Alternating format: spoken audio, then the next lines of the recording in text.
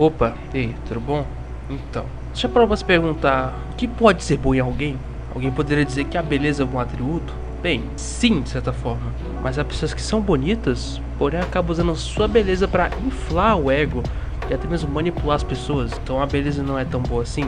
O outro poderia dizer que a força é algo bom em uma pessoa. Piorou ainda mais, já que alguém injusto pode ser estrangulado. Ou você pode me dizer que é a inteligência. Mas infelizmente a inteligência também não é um bom atributo. Oppenheimer é um exemplo. Ele era um físico brilhante e genial, mas que criou a bomba atômica que destruiu Hiroshima e Nagasaki, o projeto Manhattan na Segunda Guerra Mundial. Apesar que após ele descobrir isso, ele se sentiu muito mal, pois não sabia que os Estados Unidos iriam usar a bomba atômica dessa forma. Mas de certa forma a culpa foi dele ainda. Mas enfim, Oppenheimer não é o foco do vídeo. Então, se a beleza não vale, se a força não vale, e se a inteligência também não vale, o que é indiscutivelmente bom? Kant, filósofo alemão do século XVIII, responderia que é a boa vontade. Mas o que seria a boa vontade? É simplesmente querer fazer o bem, a partir do livre-arbítrio. Você escolhe se faz o bem ou não. Isso é o que Jesus nos conta, usando a parábola dos talentos, que ele contava no Evangelho de Mateus. Ele basicamente conta a história de um homem rico que estava prestes a viajar para longe, mas antes de partir, ele chamou 3 dos seus servos e lhes deu dinheiro. Para o primeiro servo, deu 5 talentos, uma grande quantia de dinheiro na época. Para o segundo, deu 2 talentos. E para o terceiro,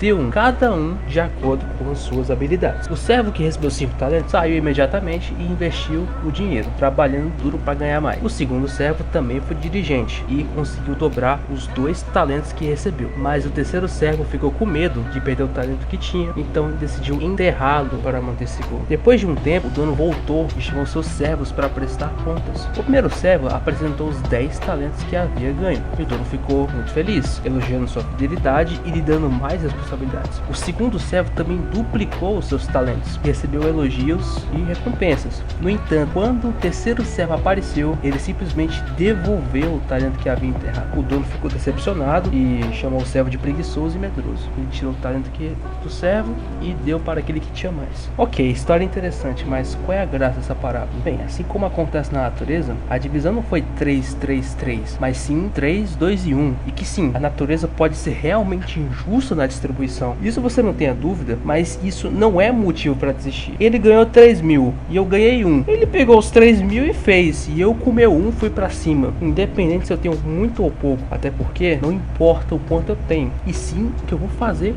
com o que eu tenho. Isso é a boa vontade, fazer coisas boas a partir do que eu tenho na mão. Digamos que você é um físico mediano, ou até mesmo abaixo da média, pouco reconhecido, e você encontra um físico super conhecido, tipo Oppenheimer, com mais conhecimento, mais equipamentos que todo físico usa e etc. Os gregos diriam que isso já é da natureza, logo o correto seria entregar a vitória para Oppenheimer. Mas Jesus não, pois o que importa não é o valor, que seria no caso o conhecimento, a fama, os equipamentos, etc. Mas sim o que você vai fazer com o que você tem. Se o outro tem mais equipamento, bom, legal, mas vamos ver o que ele vai fazer com os equipamentos. Ele pode tanto usar para o bem e para o mal. Imagine que ele faz o mal com os equipamentos dele e você faz o bem com os seus. Apesar de ser pouco, já é ponto para você. Entendido isso? Maravilha. Bom, então vamos para o segundo ponto que Kant sugere. Ele diz que o valor de uma ação nunca está nas consequências dessa ação. Ele não era um consequencialista, tipo Maquiavel, que dizia que a boa ação do soberano é aquela que permite ao soberano conservar ou aumentar o poder que ele tem. Ele é um consequencialista, que é basicamente o seguinte: vou deixar para ver depois o que aconteceu, depois que eu ver, aí sim eu vou te dar uma nota. Kant discorda. Para ele, a ação vale em razões das funções pelas quais você agiu daquele jeito. Isso tem valor. As razões pelas quais você agiu daquela maneira. Isso tem a ver com o uso que você livremente fez dos teus talentos e recursos naturais. Doido, né? Por qual motivo a consequência não merece ser critério para atribuir valor à ação? Segundo Kant, as consequências resultam de N variáveis que a gente não pode controlar. A agiu e B aconteceu. Não funciona assim. A agiu, mas também aconteceu isso, então aí sim B aconteceu.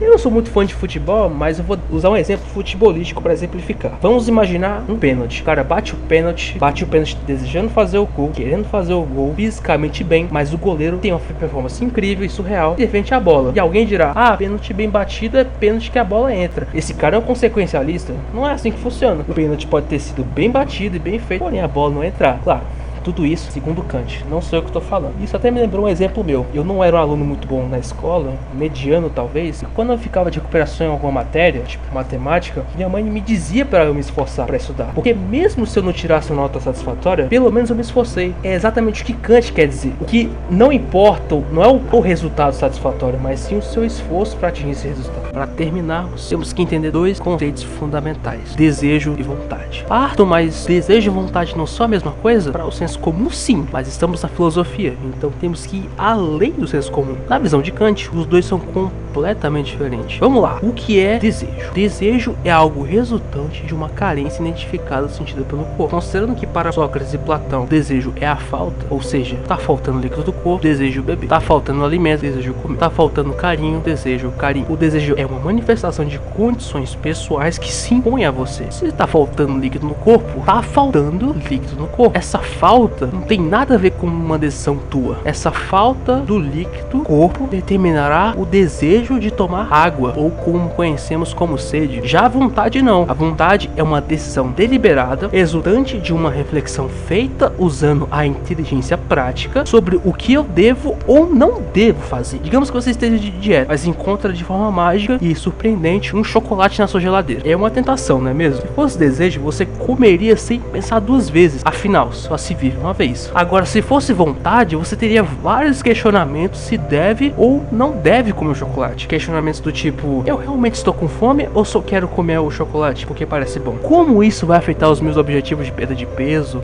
ou de saúde? Posso resistir a esta tentação? Há alguma opção mais saudável que ainda vai satisfazer meu desejo? Então você tem perfeitamente o desejo, que seria o corpo pedindo o chocolate porque quer, porque quer, porque quer. Mas você também tem a vontade, definida por uma razão prática de inteligência que barra e desautoriza a satisfação do desejo. É como se o desejo fosse uma fruta verde, já a vontade é a mesma fruta, só que madura. Interessante, não é mesmo? O desejo passa pelo filtro da ética e sai como vontade, e aí sim eu digo: bom, agora sim eu posso tomar uma atitude sobre o que eu devo fazer a respeito disso. E bem, por hoje é só isso. Se você me ouviu até aqui, muito obrigado mesmo. Achou interessante a reflexão? Comente aqui o que achou, ou até mesmo se você concorda ou não. Valeu e até a próxima.